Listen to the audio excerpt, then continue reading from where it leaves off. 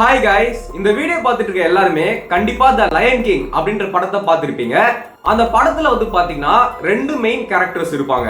ஒருத்தர் பாத்தீங்கன்னா முஃபாசா அப்படின்ற லயன், இன்னொருத்தர் பாத்தீங்கன்னா ஸ்கார் அப்படின்ற லயன். அந்த படத்துல முஃபாசாவை ஹீரோவாவும் ஸ்கார்ன்ற லயனை பாத்தீங்கன்னா ஒரு கொடூர வில்லனாவும் காட்டியிருப்பாங்க.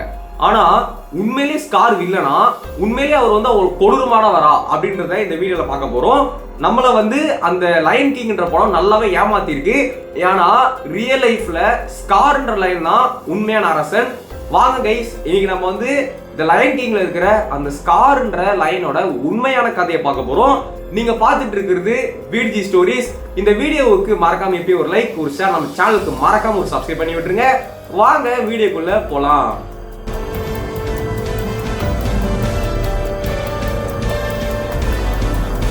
என்னதான் இந்த லயன் கிங் படத்துல ஸ்காரை ஒரு வில்லனா காமிச்சிருந்தாலும், அது மட்டும் இல்லாம முஃபாசாவை ஒரு ஹீரோவா காமிச்சிருந்தாலும், முஃபாசான்றவன் ஒரு ஃபிக்ஷனல் கேரக்டர். அதாவது அவன் உண்மையிலே வாழ்ந்தவனே கிடையாது.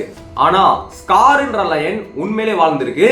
சோ இந்த ஸ்கார்ன்ற லைன் எப்ப பிறந்திருக்கு அப்படின்னு பாத்தீங்கன்னா 2007ல அஹாடின்ற ஆண் சிங்கத்துக்கும் உருன்ற பெண் சிங்கத்துக்கும் 4 குட்டிங்க பிறந்துச்சுங்க. அதுல ஒரு குட்டி தான் பாத்தீங்கன்னா ஸ்கார். என்னன்னு தெரியல, அந்த ஆண் சிங்கம் அஹாடின்ற ஆண் சிங்கத்துக்கு பாத்தீங்கன்னா இந்த 4 குட்டிங்களை சுத்தமா பிடிக்கவே இல்லை. அது என்ன காரணத்துக்காகன்றது ஸ்பெசிபிக்கா குறிப்பிடப்படல. அதனால அந்த ஆண் சிங்கம் என்ன பண்ணுதுன்னா அந்த 4 குட்டிங்களே பாத்தீங்கன்னா விரட்டி விட்டுருது, இங்க போயிடுங்க அப்படின்ற மாதிரி. சோ ஸ்கார் மற்றும் அவரோட 3 அண்ணன் தம்பிங்களும் அந்த காட்டை விட்டு ஓடி போறாங்க. அப்புறமா தனியா சர்வை பண்ண கத்துக்கிறாங்க. நீங்க யோசிச்சு பாருங்க, அந்த 4 குட்டியும் பாத்தீங்கன்னா ஜஸ்ட் பிறந்து ஒரு 2-3 மாசத்துலயே துரத்தி விட்டாங்க. அதுங்க ரொம்ப கஷ்டப்பட்டு சின்ன சின்ன எலி, சின்ன சின்ன உயிரினத்தை வேட்டையாடி காட்டுல கொஞ்சம் கொஞ்சமா சர்வை பண்ண கத்துக்குது.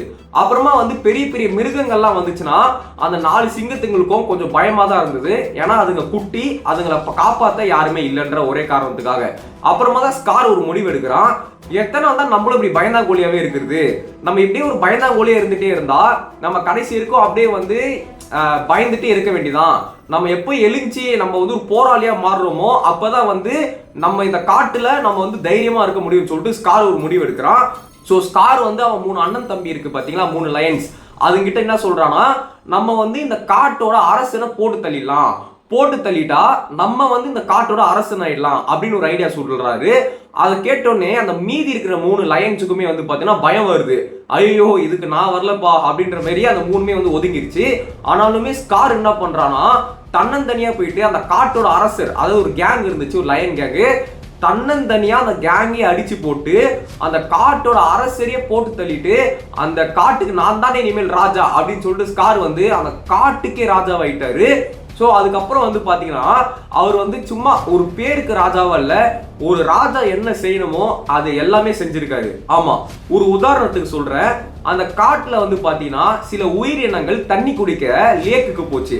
அந்த லேக்ல இருக்கிற முதலைங்களாம் பாத்தீங்கன்னா தண்ணி குடிக்க வர உயிரினங்களை கடிச்சு கொள்றதா இருக்கட்டும், தண்ணி குடிக்க வந்தாலே சும்மா அட்டாக் பண்றதா இருக்கட்டும், இந்த மாதிரி கொடுமையா பாத்தீங்கன்னா அந்த உயிரினங்களை கொடுமைப்படுத்திட்டு இருந்துச்சு. அப்போ ஸ்கார் என்ன பண்ணிச்சுன்னா அந்த crocodile கிட்ட போயிட்டு முடிஞ்சா இப்ப தொட்டு பாடுறா அப்படின்னு சொல்லிட்டு தண்ணி குடிக்க வந்த உயிரினங்களை மிரட்ட வந்த crocodile இவர் பாத்தீங்கன்னா ரோர் பண்ணி அந்த crocodile பயமுறுத்தி விட்டாரு. இந்த மாதிரி பாத்தீங்கன்னா அந்த காட்டுல வாழ்ற உயிரினத்துக்கு ரொம்ப நிறைய ஹெல்ப் பண்ணியிருக்காரு.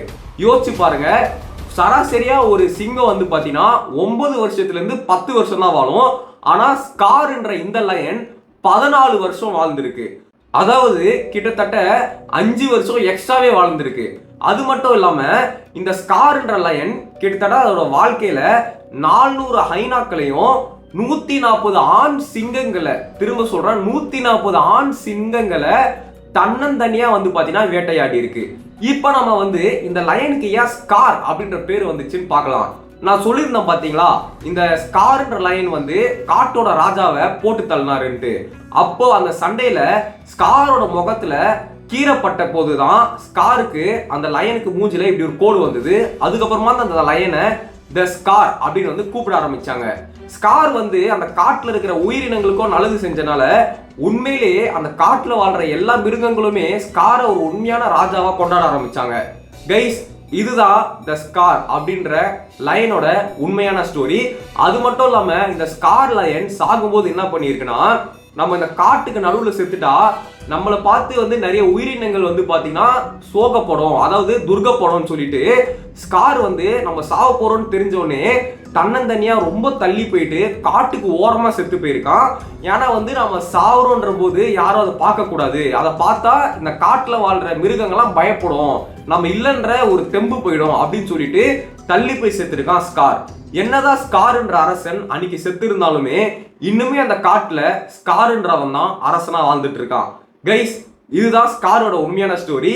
என்னதான் லயன் கிங் படத்துல ஸ்கார ஒரு கொடூர வில்லனா காமிச்சிருந்தாலும் உண்மையான வாழ்க்கையில ஸ்கார் தான் ஒரு கிங்.